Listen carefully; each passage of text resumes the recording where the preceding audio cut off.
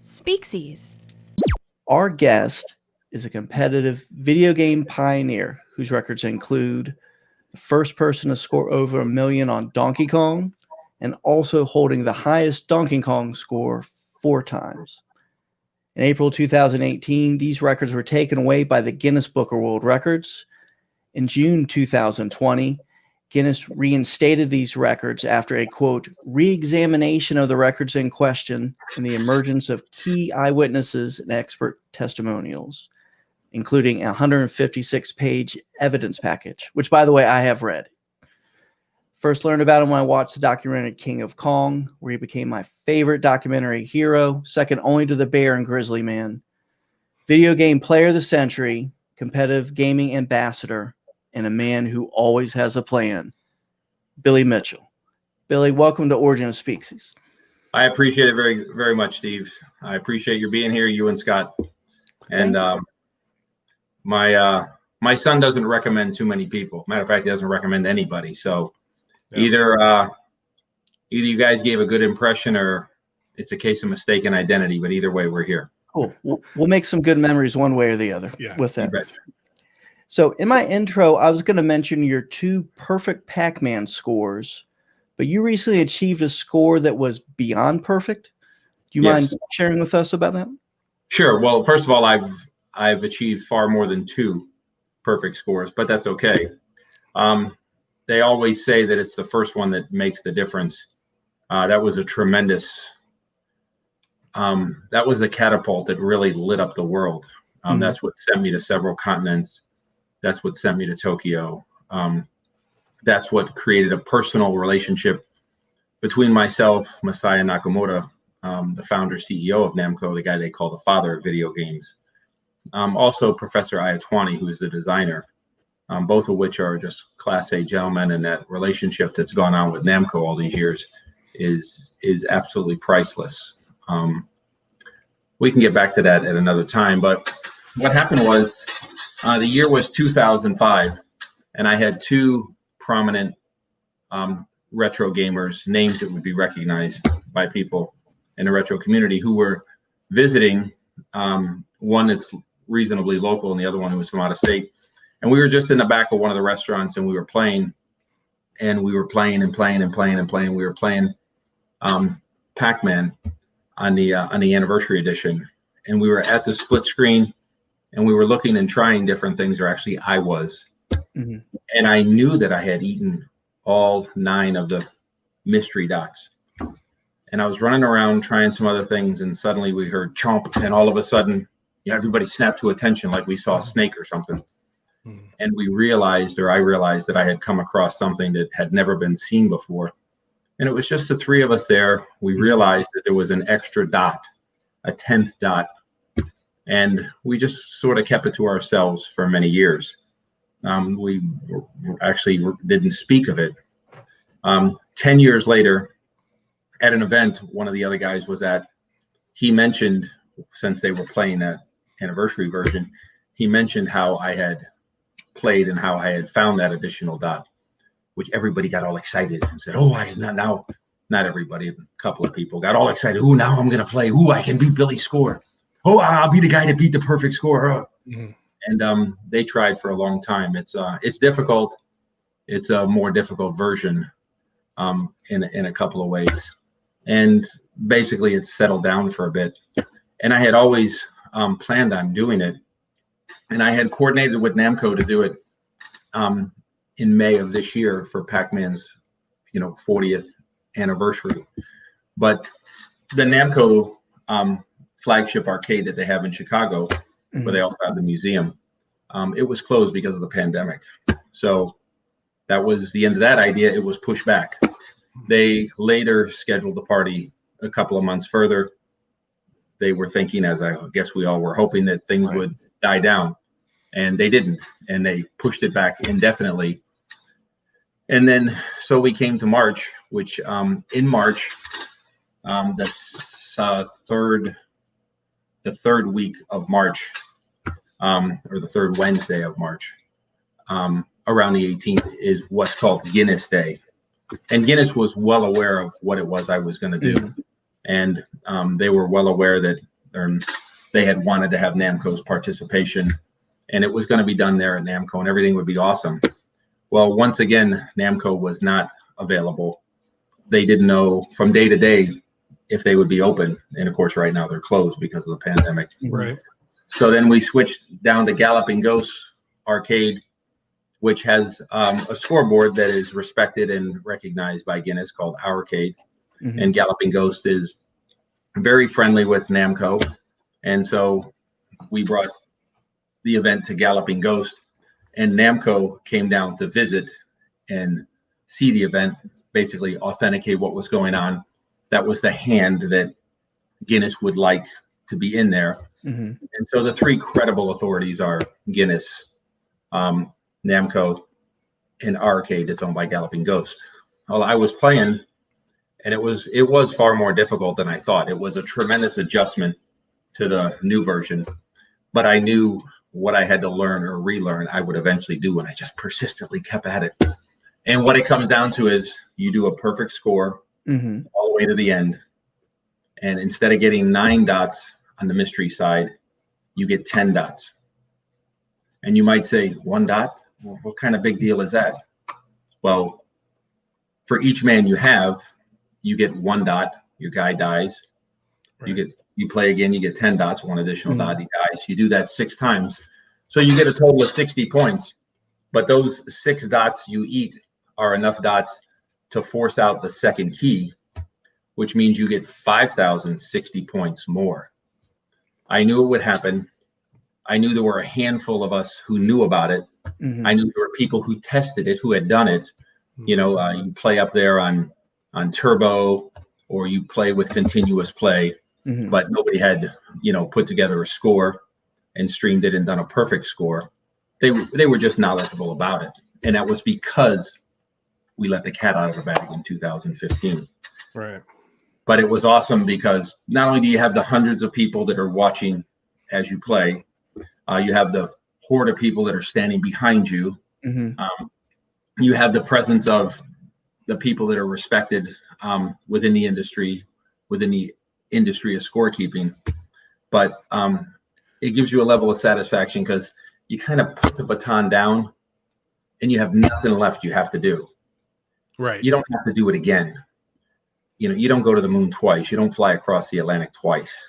And I know I keep saying that, but damn it, I keep finding extra things to do or things to pioneer or things. And to be honest, I already have another one here that who knows, maybe in a month or two, I'll be able to tell you about.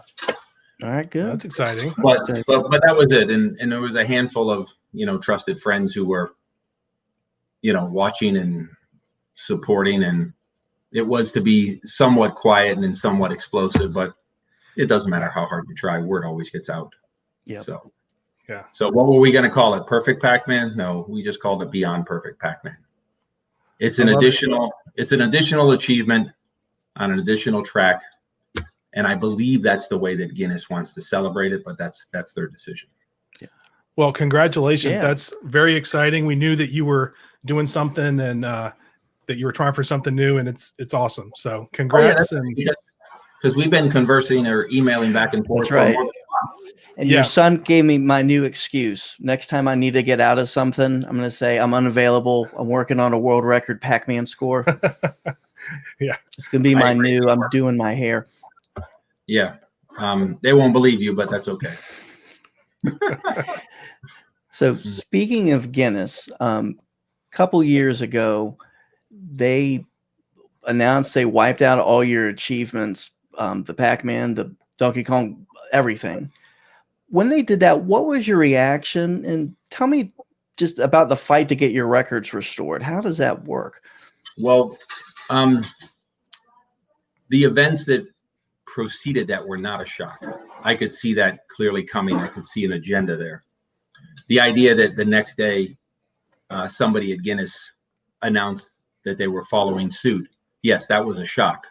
That was not somebody out of their corporate office. And I scratched my head. And believe me, of all people you'll know, I know and understand delayed gratification.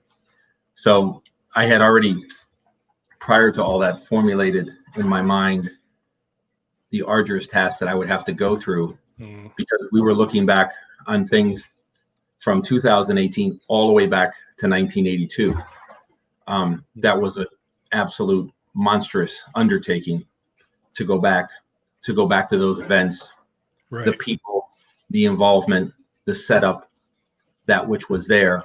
I had to put something together that had hardcore evidence and not pseudoscience. And I knew that it would be time consuming. I knew absolutely that it would be conclusive. It's just to say that it's aggravating is an understatement. I see this stuff happen on TV.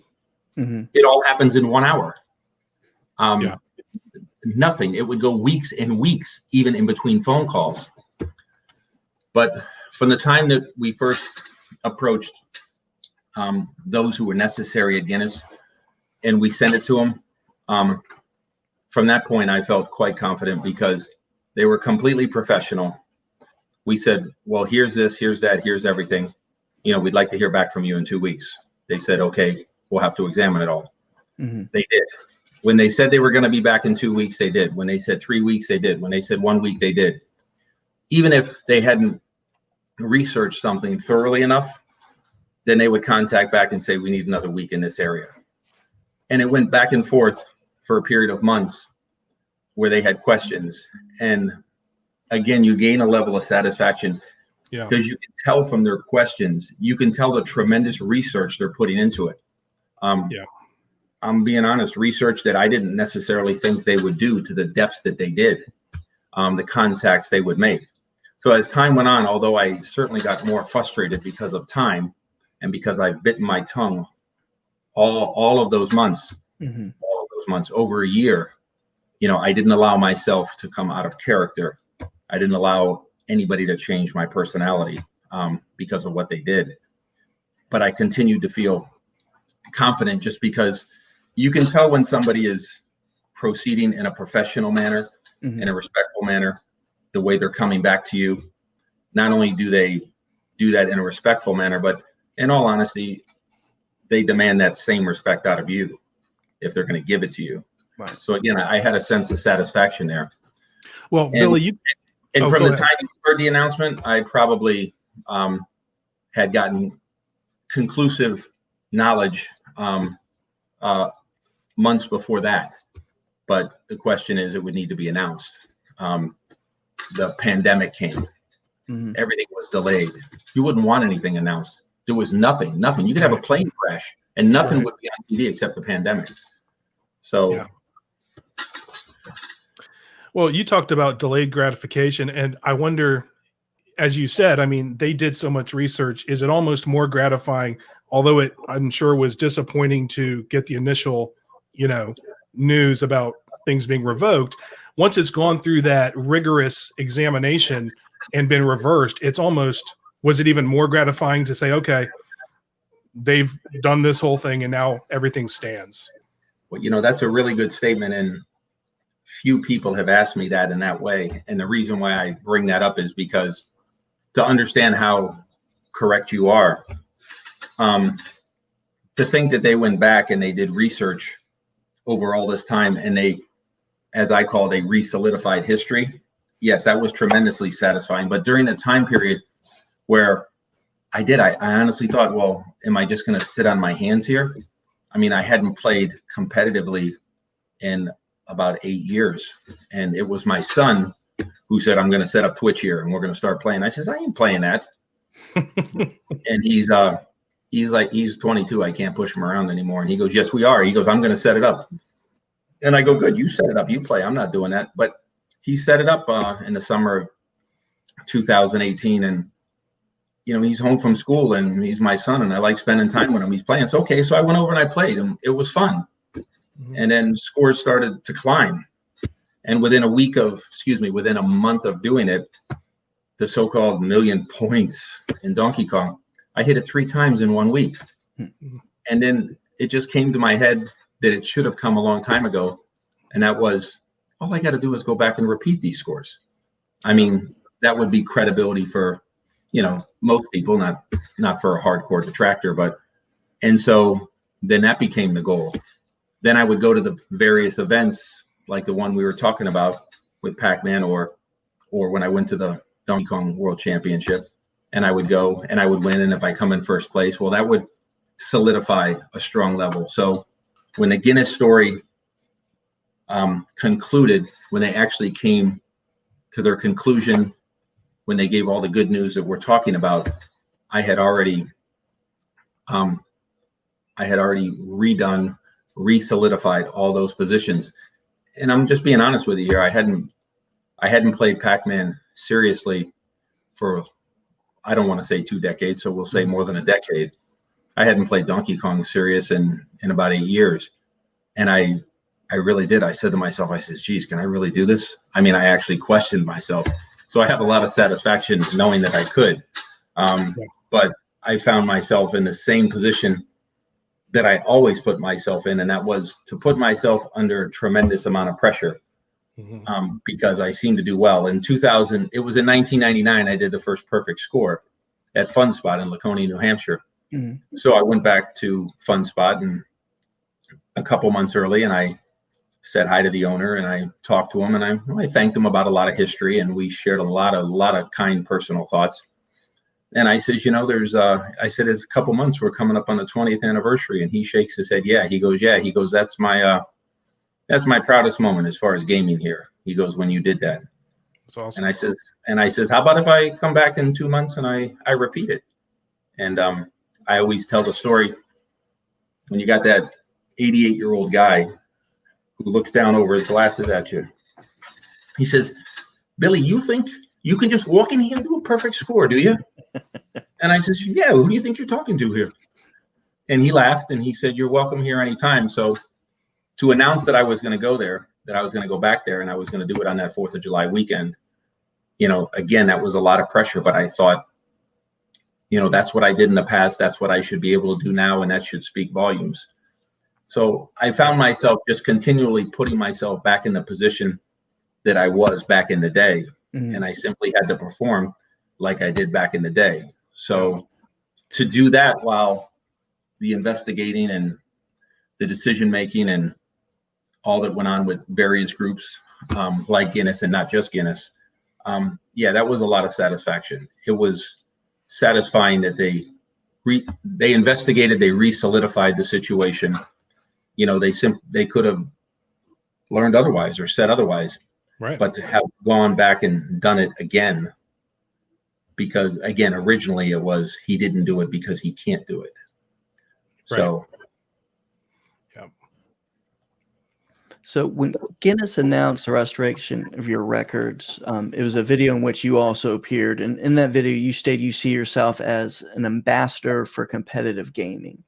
So tell us about some of the ways that you are, in your role as an ambassador for competitive gaming, how that works. Well, when I was in Tokyo on stage in the Tokyo Game Show, and after having spent the time that I spent with Masaya Nakamura, he had, and he owned movie studios. He told me, actually, he told the world that he thought that this event, this perfect score, that ran around the world, and I cannot explain or put my thumb on why it happened, why it was so big, why it was so explosive, why I got phone calls and interviews from countries and languages I never even heard of. He said that he thought that event would spark a resurgence in the love of classic gaming.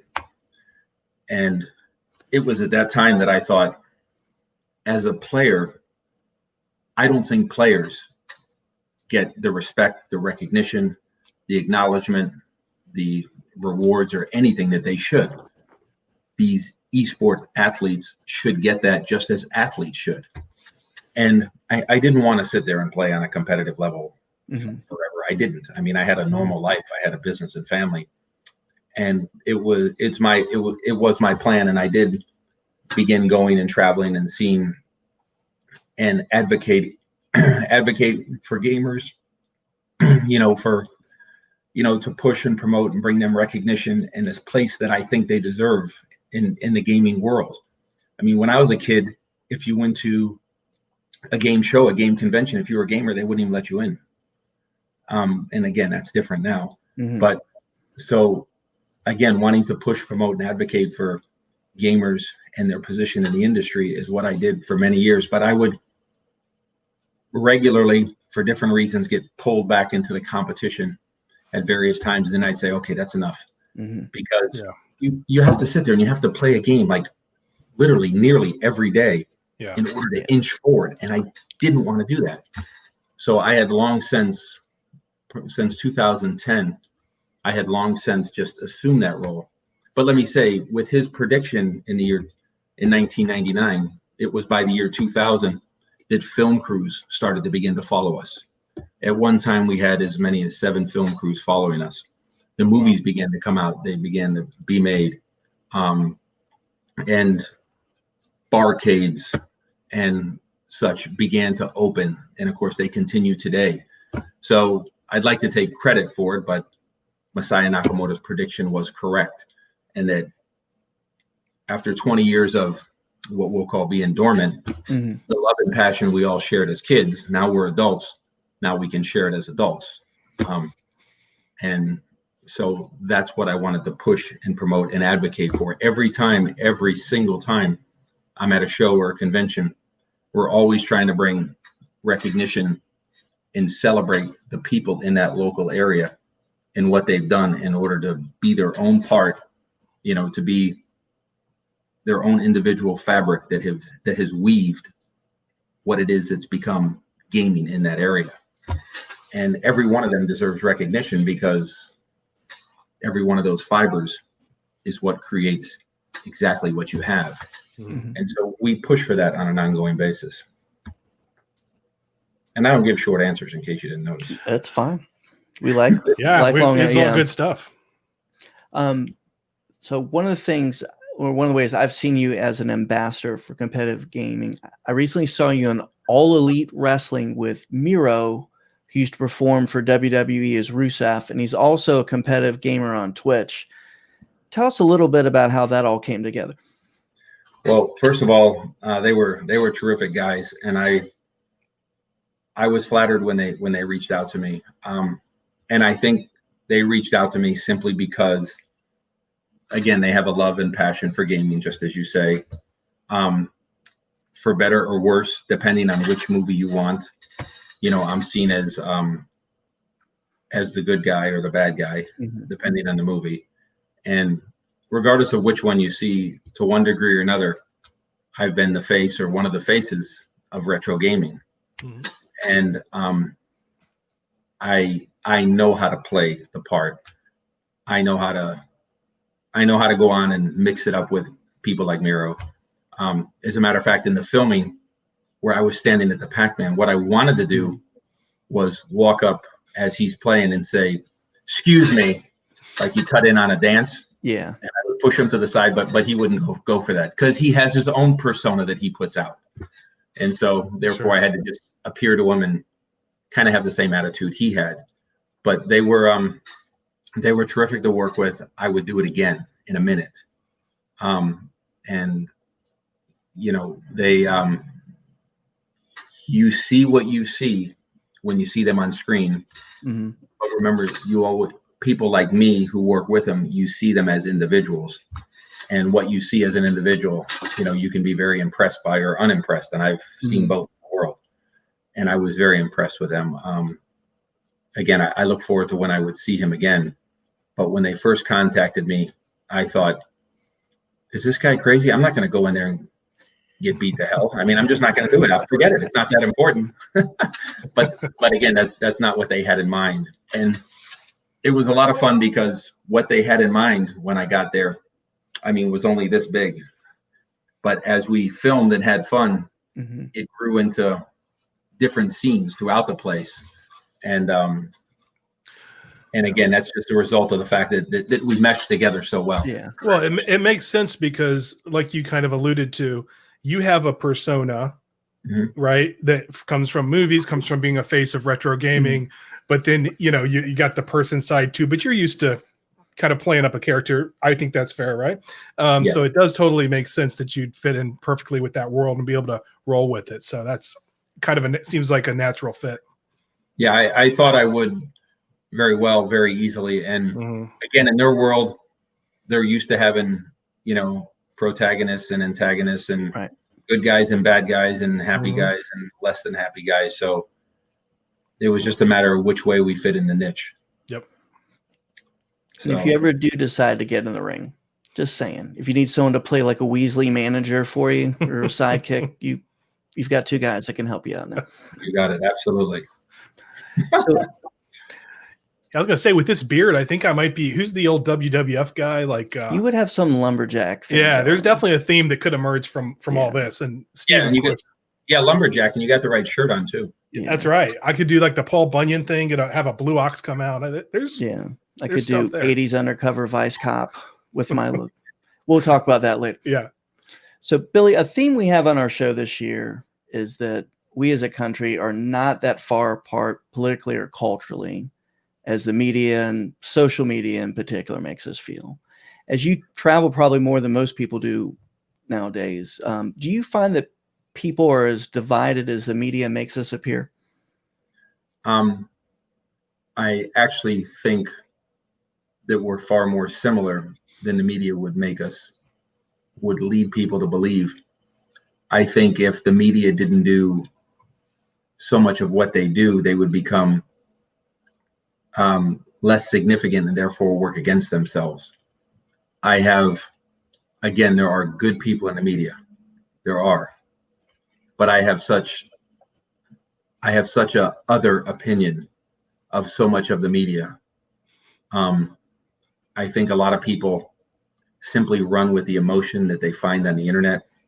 I find that most people who report things, I don't know why they report them, because what they should do is say, hi, I'm your copy and paste expert here. I can tell you what such and such a website reported. And again, not everybody is like that. But,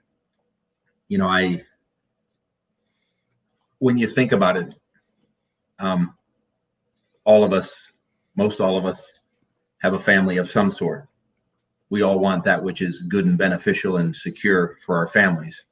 We all want to move forward and advance our situation and our security in a safe manner. So we have different ideas on how to do that, but basically we have the same goals. They never speak of the fact that we have the same goals. The fact that we have a different outlook on how to get there. One side must be wicked and the other side not. Right. Basically, if I read something in the media, I don't believe it. I would have to read it from multiple sources, and sometimes sources that come from opposite points of view, and then I would draw a conclusion. But the division that exists or appears to exist in society, I believe it will always be there because there's too much money to be made on it. I spent a decade of my life, more than a decade, playing and coaching football in the inner city. And so much of the division that we talk about, it didn't exist. Right. Not at all. Not at all. Not one person. 1,000 people in a park. And I couldn't find one person that fit the division or some of the divisions that we're talking about. As far as when you sit there and you watch TV, just an easy subject, racism, it will always exist because there's too much money made off it. It'll always exist. Even if it's non-existent, it will exist. The different animosities between people will always exist. There's too much money to be made on it. There's too much drama. Where there's drama, there's money. And I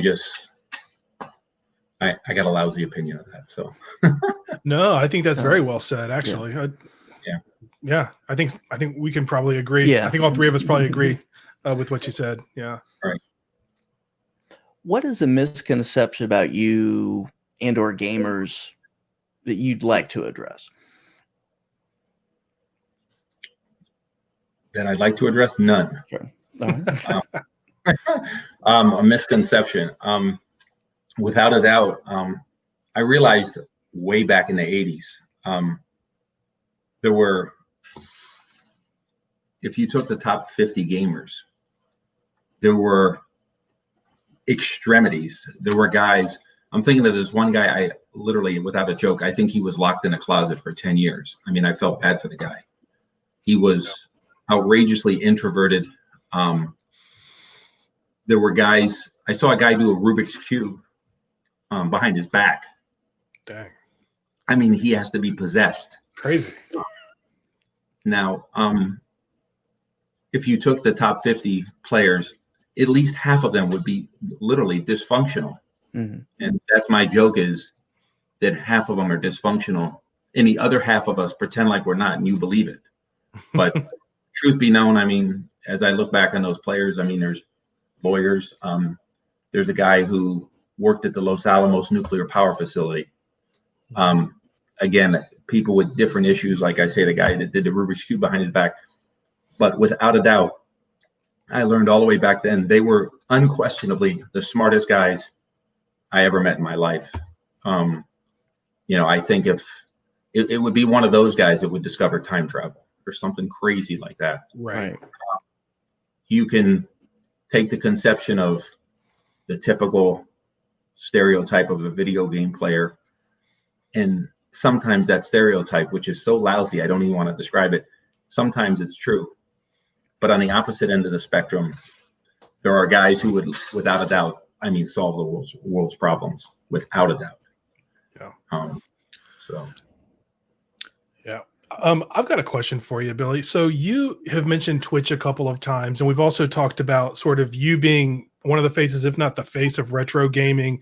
Have you had anyone, like, are any of the gamers that are doing, I actually don't even know, like Fortnite and some of the other big games, ever reach out to you as an inspiration? Or do you have any sort of relationship with any of the gamers that are doing the new games now? To answer your question, yes. I make it a point not to be so personally involved that it becomes a major factor in my life because of the other, obviously, factors in my life. But sure. I've spoken to them and I've spoken about them. And again, so very often, because their level of success that they have, and especially when the level of success that they have is looked down upon. Right. And what I mean is, to compare somebody in the gaming world, somebody like Ninja, mm-hmm. If I compare him to say Michael Jordan, who I've had conversation with, the amount of sacrifice, the amount of opportunities that Michael Jordan passed up in order to pursue his passion is literally scary. The idea that he could have easily went another direction, maybe a lucrative direction, a successful one, and maybe not.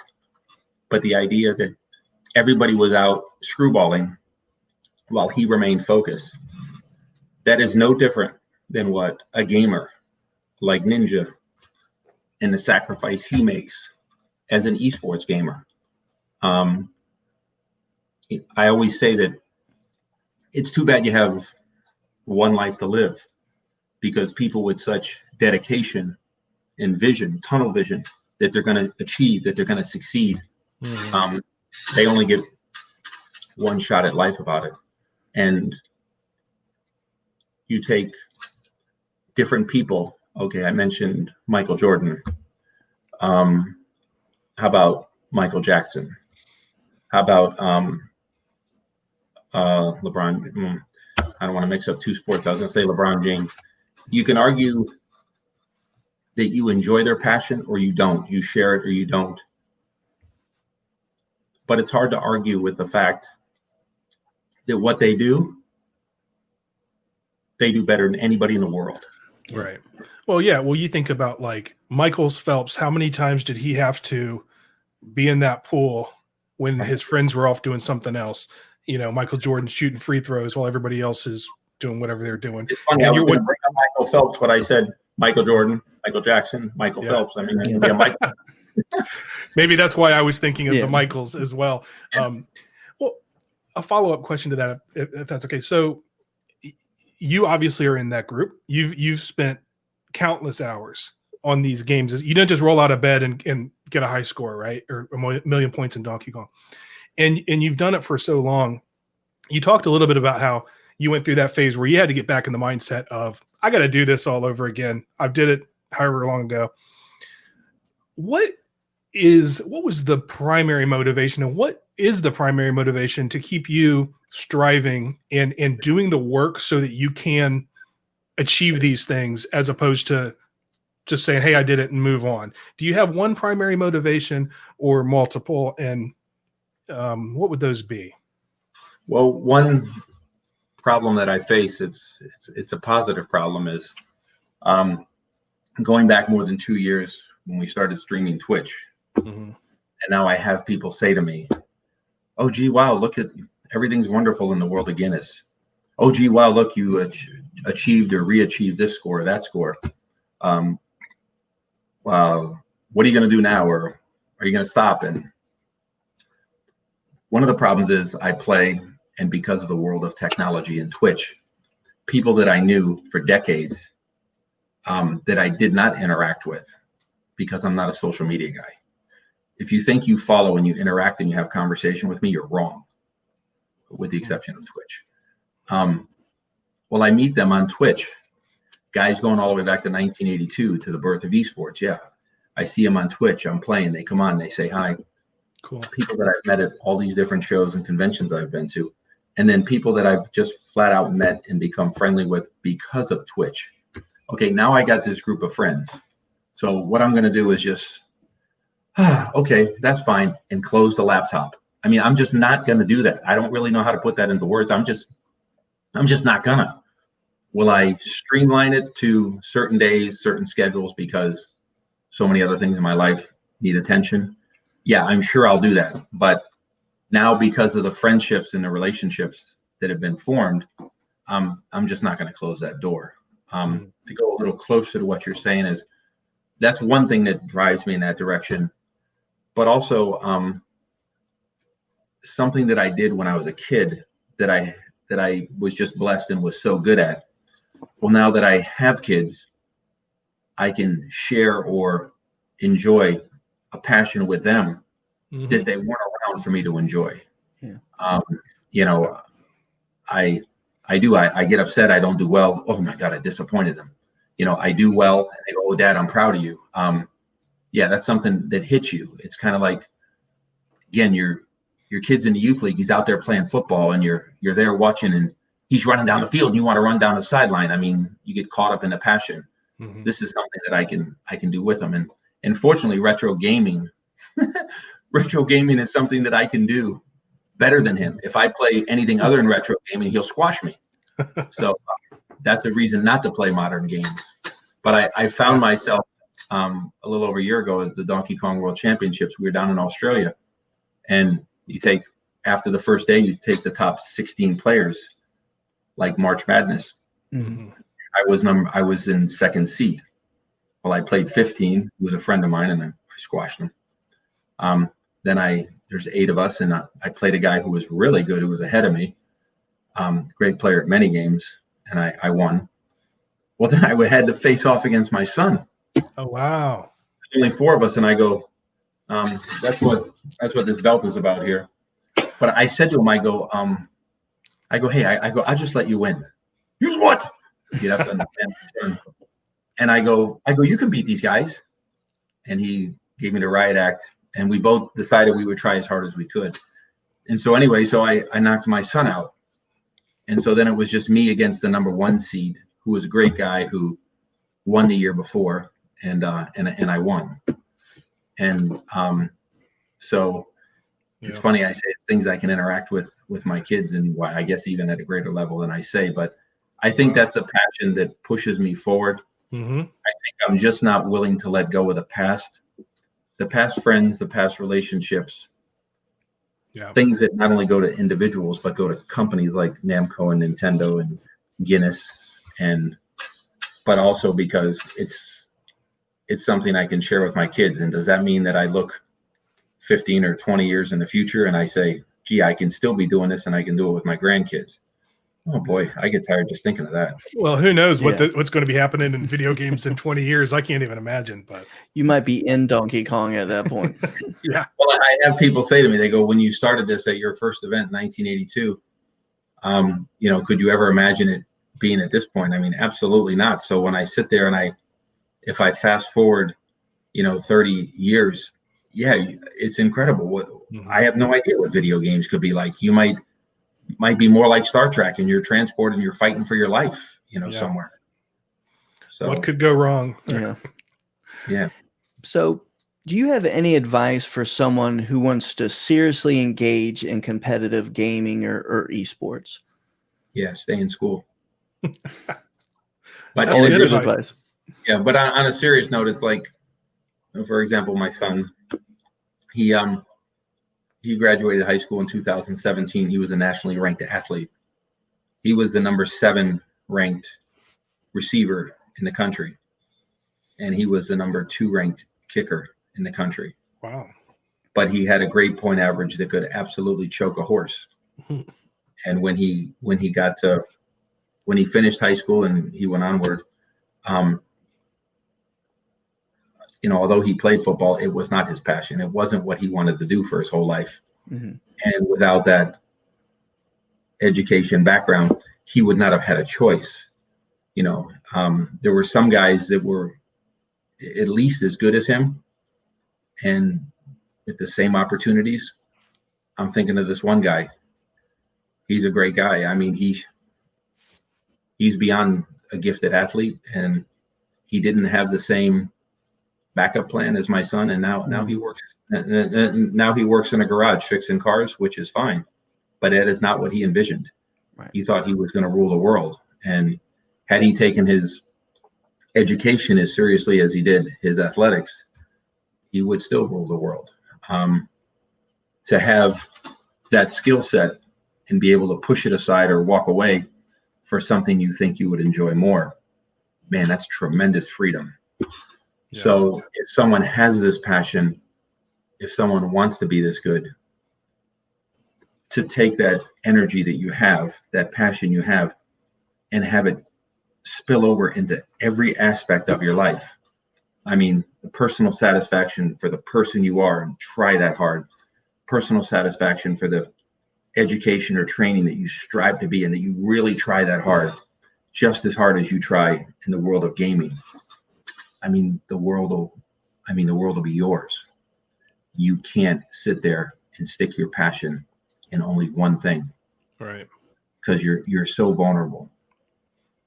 It's great advice. It's good advice. All right. So this is Billy. Thank you very much for your time. We appreciate it. This is your time to kind of plug whatever you want. So what is next for Billy Mitchell? Where do you want people to find you, to find out what you're doing? Well, what's next? I still haven't been to Namco for the Pac-Man birthday party. Hopefully next month. I had promised them that I had a lot of fun things planned, and I did. We did some perfect scores in some events this year for Pac-Man. Well, next year is Miss Pac-Man's 40th birthday. So that'll be a good thing. Everything seems to get delayed because of the problems of the world, but that's what's next year. Also next year, I'm supposed to go back to Japan. If I do, that's great. And if I don't go back next year, it would just be the year after. What's really awesome now is, okay, so I have kids, and when I went to an event, you guys say you've seen the movie. Well, in the movie, there's a point where my wife says, oh, I don't know. She says, I've never seen Bill play video games. Mm-hmm. Yeah, I remember that. Mm-hmm. It's true. She didn't, because I would run off to these events and she'd be here wrestling with the kids like you're supposed to. So what she said was true. It was taken out of context, and we had a lot of fun with the drama in the movie and entertainment. But now that our youngest is 22, she travels with me. So when I get a invitation and an agreement to go to Europe, like we're supposed to go to Amsterdam, that's terrific. Part of the agreement is always 2 tickets. So we take and we make it a life experience. Wherever we go now, we go together. We'll go to Japan together, or we're going to go to Amsterdam. Supposed to go to London. Again, now it's a life experience. So it's a greater level of satisfaction. Before I would run away and come back home and hope the kids hadn't, run her out of the house. But Right. so yeah, that's what to expect. And again, that's such a level of satisfaction. It truly is. You'll go somewhere. It's a life experience. Sure, you go there, you're there at the event, you do your job, but then you spend a week screwing around, and that's priceless, with the ones you love. Absolutely. Business travel where you get to do what you love to do and you're with the people you love. That's top of the world. So, yeah.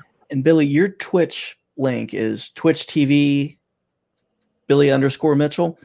Yes. All right. Great.